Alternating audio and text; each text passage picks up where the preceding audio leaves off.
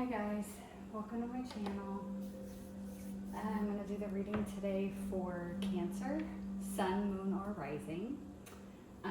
This reading is going to be just kind of an overview of what your 2026 is going to look like. You'll see I have two piles here. This was just easier, so I don't have to shuffle on camera. But this first pile here that I'm going to do is going to be the archetype that you are going to be embodying in 2026, and the biggest lesson or shadow aspect that you're going to be working on. And then this pile is just a combo of some oracle and tarot cards for just an overview of what your 2026 is going to look like, or things that you can expect. I'm going to set that to the side. We're going to start with your archetype. So this archetype could be either the one that you're fully embodying and living from in 2026, or it could be the archetype that you're going to be working on integrating and embodying in 2026. So it'll be different for all of you depending on where you're at in the journey. But okay, you guys got the desert. So you guys might actually be feeling some lack. The desert is kind of like dried up, it's lack, and this card, even the imagery to me kind of suggests like somebody that is buried but trying to ask for help, like reaching the hand up. You guys might be also kind of a little bit of like a hermit mode possibly in 2026, where you're doing some soul searching in 2026. There's something here about grounding too. You might be working on your root chakra a lot in 2026.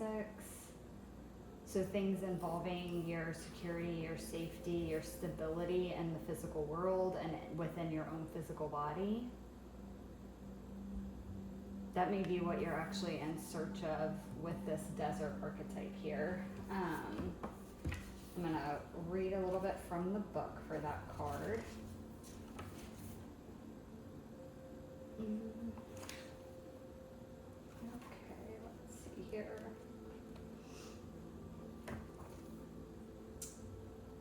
It is 137. Okay, the desert, the drought, the wasteland, the badlands. So when this is in light, it's surreal, strange, unexpected visions and silence. When it's in dark or shadow, it's drying, deadening, disorienting, and isolating. The desert leaves us disoriented, desperate for direction, grasping for meaning, longing for solid ground. Okay, so there's that root chakra energy I was getting. For endless miles, we are confronted with a lack of clarity and existential dread. We are thirsty, hungry, pleading with life to get back to normal, to become animated by the simple pleasantries of day-to-day life. The desert offers no such comfort, and all must pass through it. If you can embrace the discomfort of the desert, knowing you will someday reach water again, you can tap into the potent energy of the landscape.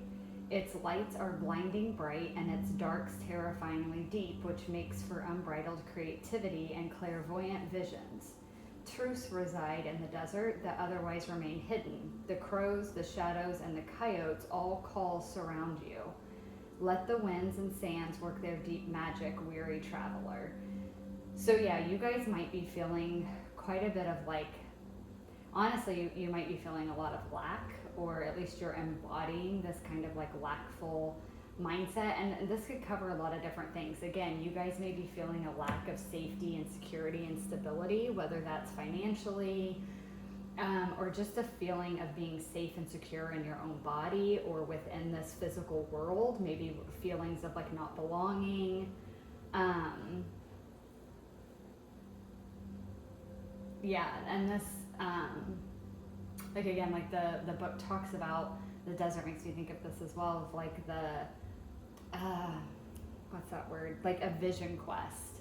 It's like they are arduous. they do, like vision quests do test you. That's the whole point of the spiritual journey, is it's a lot of tests, but enlightenment comes with that. So again, this card is saying that you may be going through a difficult time in 2026, but it's growing your soul, it's evolving your consciousness. Some of you might also, again, be willingly putting yourself in this place, and I mean that in a sense of you may be self-isolating in 2026, feeling a need to kind of pull back and go within and do a lot of soul searching, because you know that there's a lot of unanswered questions. You know that there's a lot of clarity that you lack on your next direction or what you need to focus on. And so you're pulling away and going within and spending a lot of time with self in order to find those answers. So you may be connecting with your higher self, your guide, your spiritual team, your ancestors, whatever it is for you. You might be pulling away from the day-to-day and interacting with other people, and more so being on your own and isolating in order to try to receive these answers or get some kind of clarity on the direction that your life is headed, or the direction that you should go in, where your soul basically is trying to lead you next. So let's see, with your tarot card for that, oh well, yeah, 5 of Pentacles. So again, being Pentacles card, this can speak of a physical lack. So a lack of money, a lack of physical abundance. But it doesn't have to be. It's also just a lack mentality. But it can also be a card that feels like being isolated, being rejected, feeling alone, not accepted. And again, whether you're feeling that or not, you may be actively choosing to do that. Choosing to pull yourself away from others and kind of be on your own in order to do this soul searching. So this doesn't have to mean that you actually are in lack in any type of way, other than I can see like you may be, again, in a sense of lack of like, I don't know what my purpose is, I don't know what direction I'm heading in, I don't know where I want to go, just a lack of clarity and direction for your own life. And because of that lack, this desert archetype is actually what's going to help you discover it. It's like that vision quest where you're going to get that clarity. You're going to have that sudden knowing, that epiphany, that download that lets you know where you're going.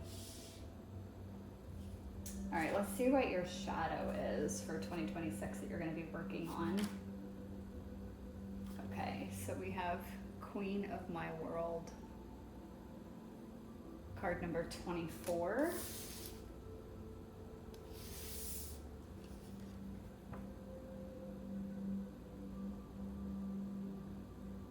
I'm getting some ego off this card.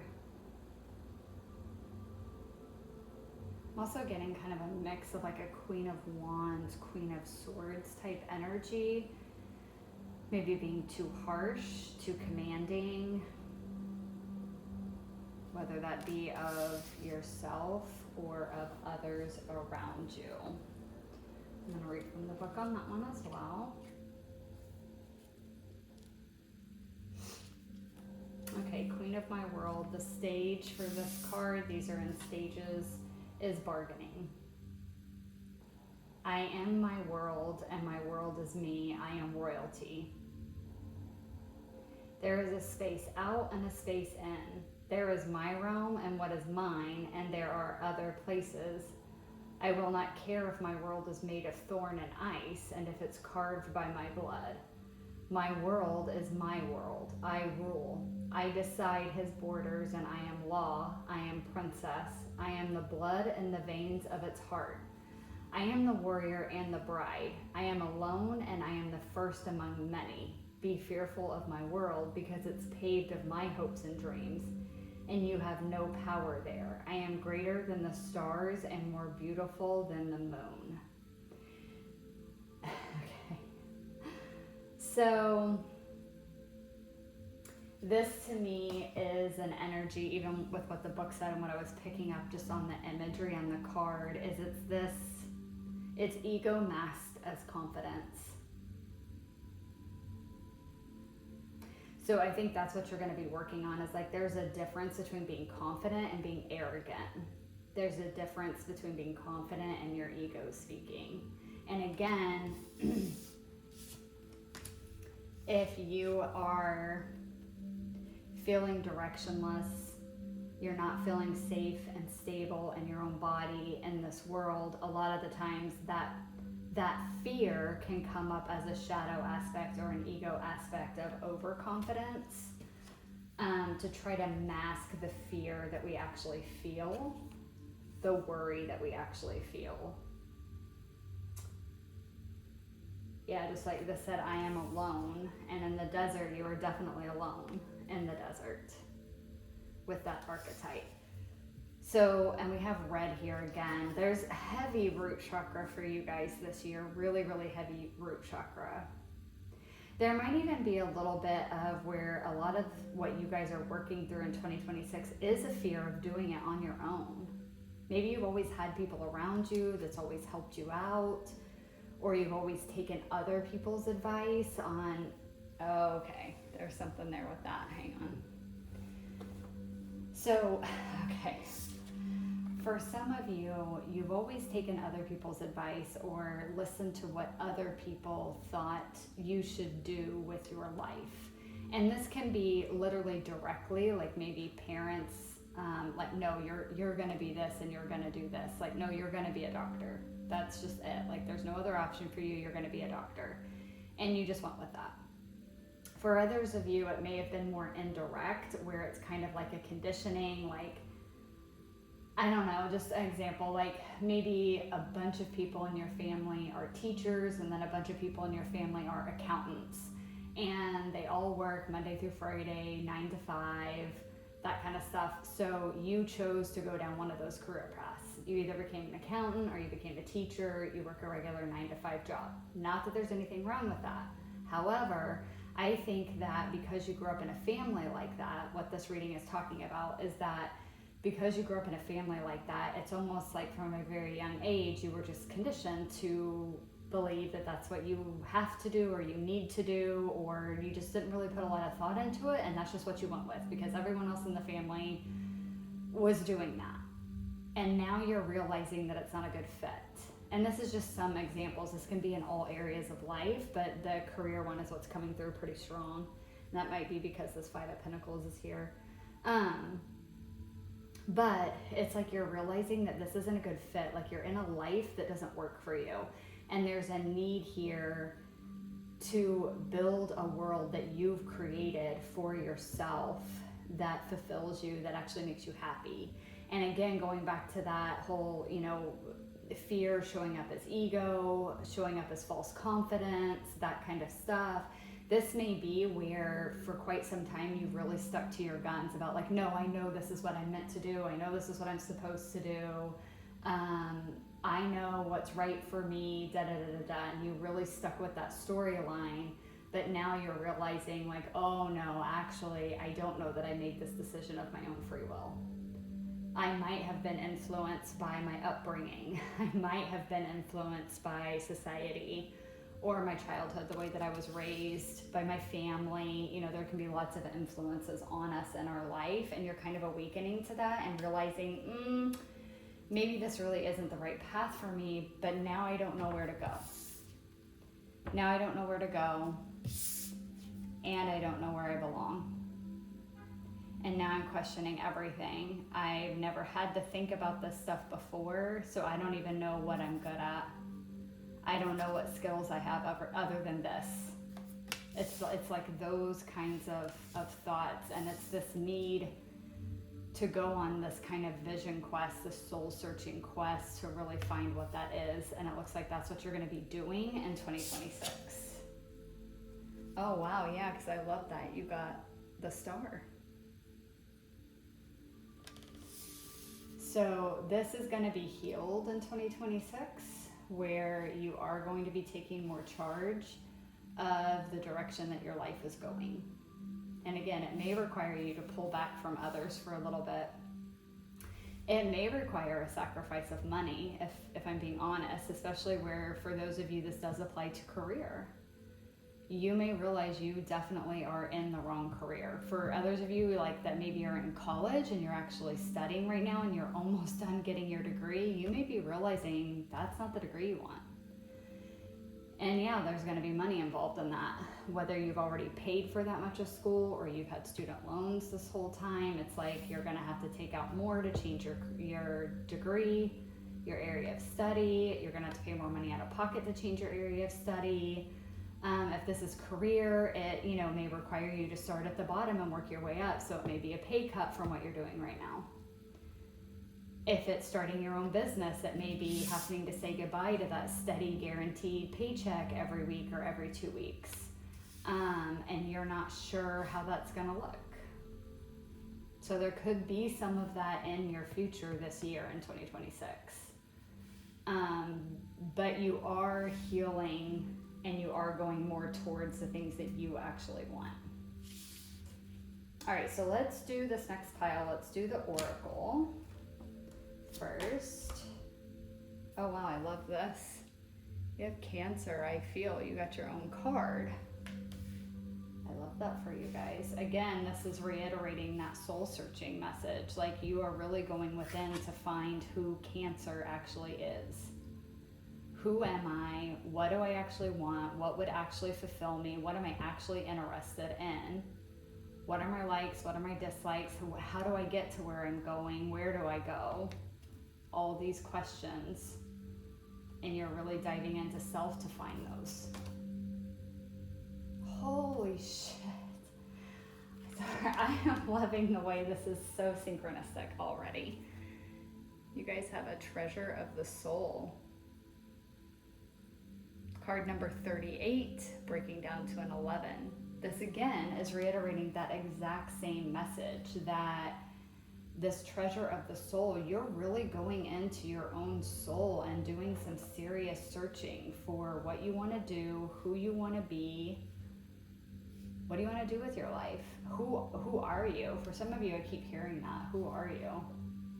I don't even know if you know. For some of you, you don't. You've always been, I think you've always thought you were just who you are. But again, I think a lot of you are recognizing in 2026 that who you are has been built on ideas that have been placed on you. How you were raised, maybe taken bits of identity from parents, siblings, aunts, uncles, friends, people in school that you grew up with. Like we all do this to some degree. I think you guys are just recognizing it this year. Or maybe even you started to recognize it in 2025 and 2026 is I gotta get this shit together. I gotta do this soul searching this year so I can heal this issue. So I can heal this not knowing who I am and living in other people's world. All right, next card, we have Grace, number 20.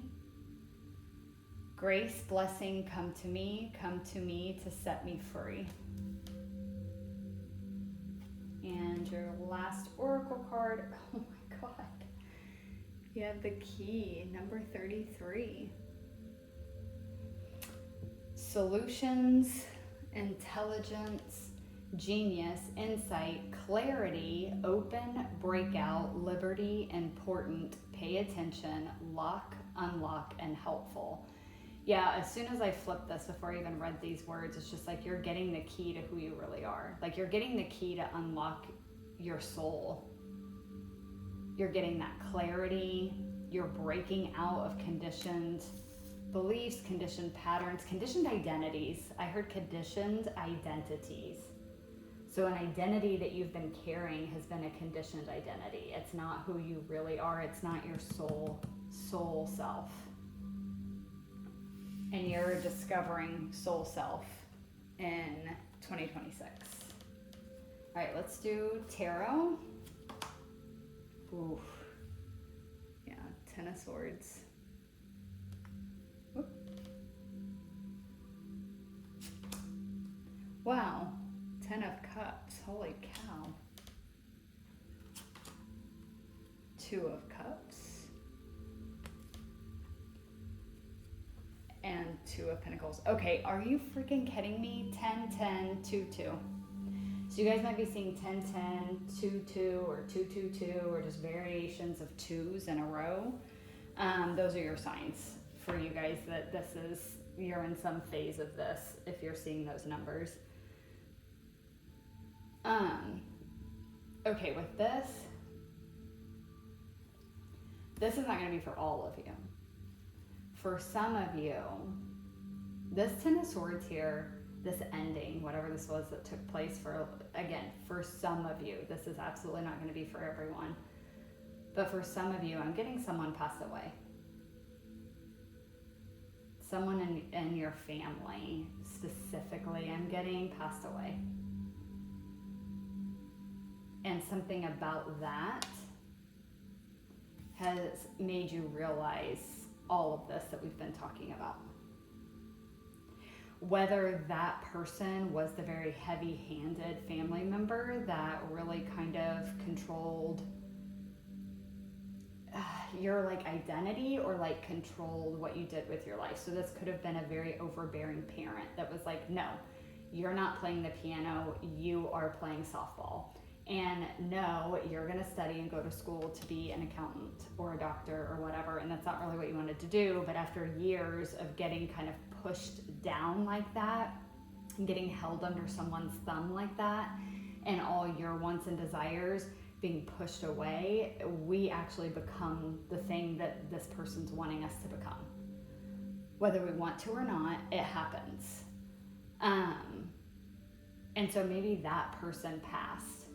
And there's something about it that, well, not something about it. The thing about it is that they pass, and it's kind of like when they transitioned, it's like this weight that they've been having over you, you being stuck under their thumb, is released, like instantly. Instantly. The moment they transitioned, you would have felt the pressure release. And you may have not known, hold on guys, because there's some emotion coming out with that one. So this is resonating for someone that's watching this.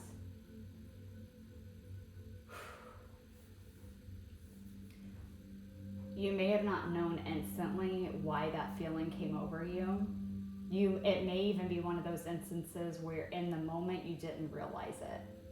But weeks, months go by and you're like, whoa, I feel a lot lighter. Or I felt a lot lighter. I felt that happen. I didn't know what that was about. Now I'm realizing all of this. And it's like this realization that you've been expressing yourself, you've been carrying an identity, you've been living a life that wasn't yours. And for some of you, this is like a spiritual awakening. That's exactly what it is. It may be an initial spiritual awakening for you guys. This might even be one of the first tarot readings you watch. If it is, I'm so excited. Like looking, trying to figure out what the hell is going on with you and why you're feeling this way.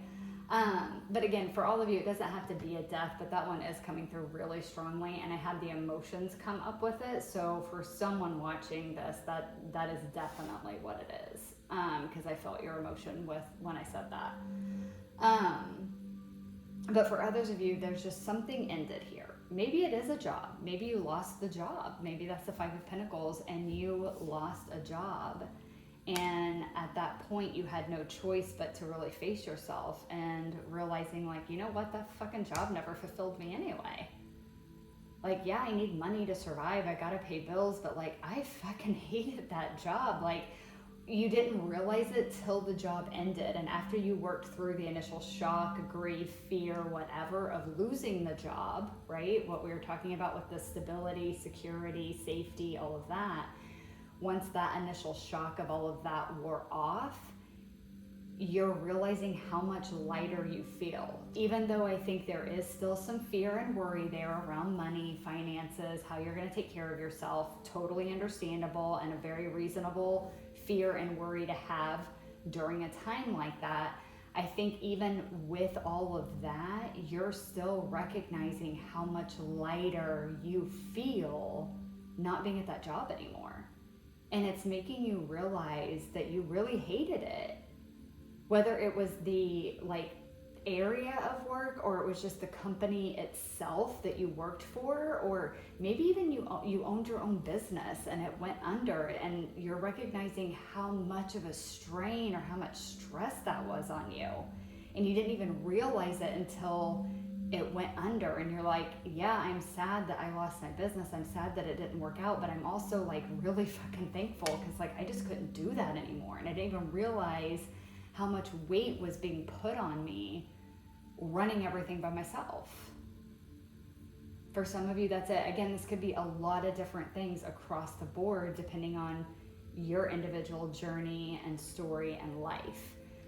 But it's something like that. And then with these tarot, here we go, where it's like this ending though leads to this recognition that you can have emotional fulfillment. You can be happy and fulfilled in life, but you've got to tap into your own soul and find out what your soul actually wants you to do in this lifetime. And to me, with this Two of Cups and the Two of Pentacles, this is talking about you and your higher self, like I was talking about earlier with the Desert card, this kind of vision quest, this pulling back and going within, connecting to your own soul, your own higher self, your guides, whatever it is for you.